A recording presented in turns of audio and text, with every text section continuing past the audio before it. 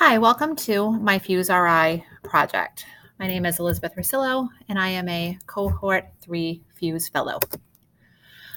As I said, my name is Liz Rosillo. I'm a science teacher at Smithfield High School. I'm also the science department chair. This year, I am finishing up my Cohort 3 as part of being a Fuse Fellow. I did my coaching at Riverside Middle School in East Providence. My Fuse project was all about professional development in Smithfield. This year, I offered 10 hours of professional development throughout the year. All the sessions were offered after school, starting around 2:30, and they were open to all Smithfield High School and Gallagher Middle School faculty and staff. I also organized a website for all teachers to access with professional development resources. I then shared that website with the district administration here in Smithfield, and they made it available on our district site for everyone. I chose to work on professional development due to contract changes. This year, all teachers had to complete 5.5 hours of professional development on their own time. The rules around that was that they needed to be, again, on people's own time. They could not be paid for it, and it needed to be something that would benefit their classroom experience. I really feel passionate about giving back to the profession and creating professional growth opportunities. Teachers becoming better teachers, and in turn, I'm becoming a better teacher, is something that I really feel is a priority for me.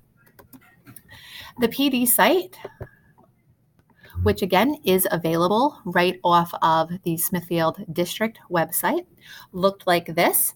The first session was just here where somebody could offer to propose a topic or somebody could offer to run some PD. The different sessions that were offered.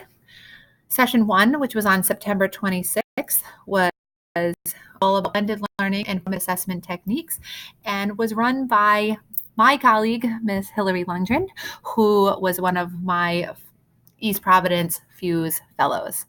And so you can see here, she talked about formative assessments. There was a link to her slide presentation and some of the different topics that she covered. She talked about Poll Everywhere, Go Formative, and you can click on any of these links to get more information and tutorials that I put together for the faculty to look at. Our next session, which was on October 19th, was done by one of my other East Providence colleagues, Lisa Leahy, and she did hers about differentiated instruction with the use of playlists. Her slides from her presentation were here.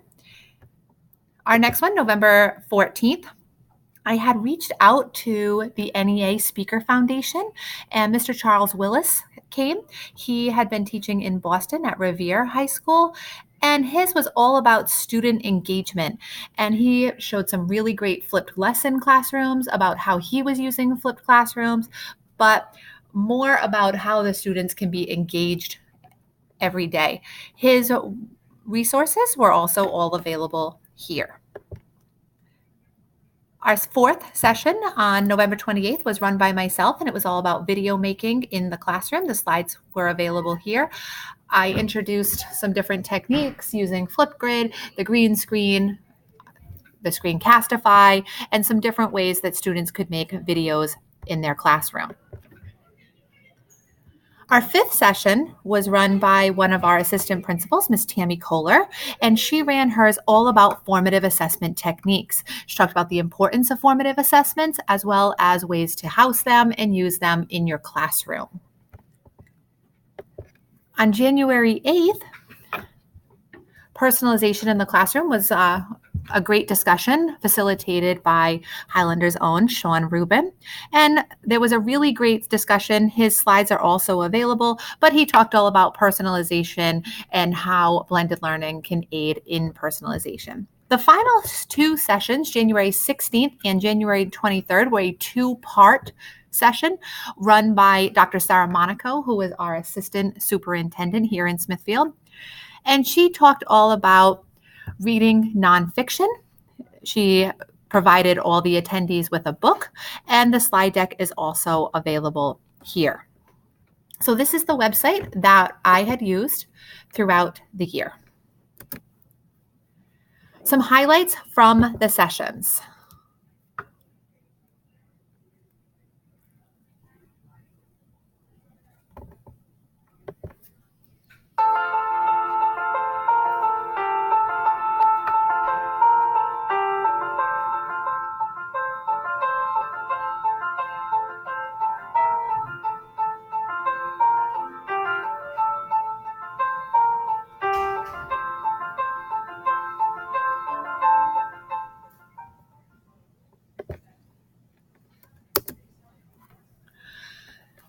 Once the year was complete, I asked for some feedback from the faculty and staff.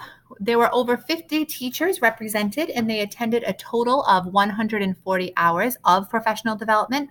You can see by the teachers that did respond to the survey, there were a variety of departments represented. There was also 2 different schools represented here, both at the high school and at Gallagher Middle School. Some different quotes from the participants. I asked them how they were using some of the sessions in their classroom. And you can see here that they've incorporated playlist, flipped classrooms. They like the Flipgrid, practical ways to start some blended learning in the classroom, many of the formative assessment techniques. Some of the teachers were hoping to get green screens. They liked the tech infused formatives, differentiated playlists. The special education teachers found this to be very helpful. So you can see very positive things that people had to say. I asked a couple different teachers to provide feedback, and here is Miss Christine Strauss, an art teacher at Smithfield High School. Hello, my name is Christine Strauss. I teach fine art here at Smithfield High School. The part of Liz's professional development opportunities that I grasped the most was a presentation that an individual did. He spoke about the way that he ran a debate in the classroom or just a conversation in the classroom. He completely took himself out of it, and he created a key where he would draw a picture of where the students were sitting in the room. He would draw who started, and then he would draw a line to the next student who continued the conversation. Then he would draw another line to the next student that continued the conversation. If a student made a comment that ended the conversation, he had another type of mark that he would make. I interpreted it in my classroom, and I use it for critiques. When we talk about artwork, we give each other ideas, we talk about revision opportunities. So for me, I did the same exact thing. I created my own key where I discuss or I draw where the students are in the room.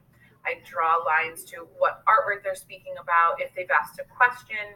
And it has really just impacted the way that I can assess a critique, because I can visually see what students have said, who has responded, who has maybe made a comment that, kind of ended a discussion, who starts a new discussion. I've really been able to assess the students differently based on what I learned in that PD opportunity. Thank you to Christine for sharing some of the insight that she had learned. She's speaking about Mr. Charles Willis, who was from Revere High School, and he was one of the Nellie Mae speakers. Finally, I also asked Mr. Adele Cabral to speak. He's a math teacher here at Smithfield High School. Hi, my name is Adele Cabral. I'm the math department chair. I teach algebra, technical math, and a class called modeling functions.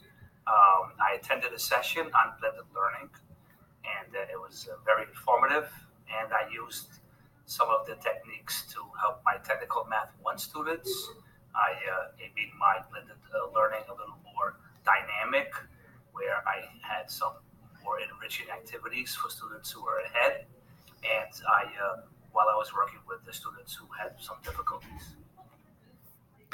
And thank you to Mr. Cabral for sharing his insights on some things that he learned both through the playlist session and by having a great conversation with Sean Rubin.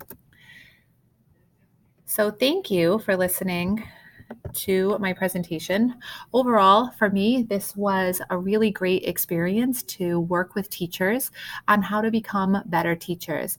I actually am planning to continue this work next year. I may not be able to do 10 sessions, but at least have, 5 or 6 throughout the year and reach out to some other people. It really was a win-win for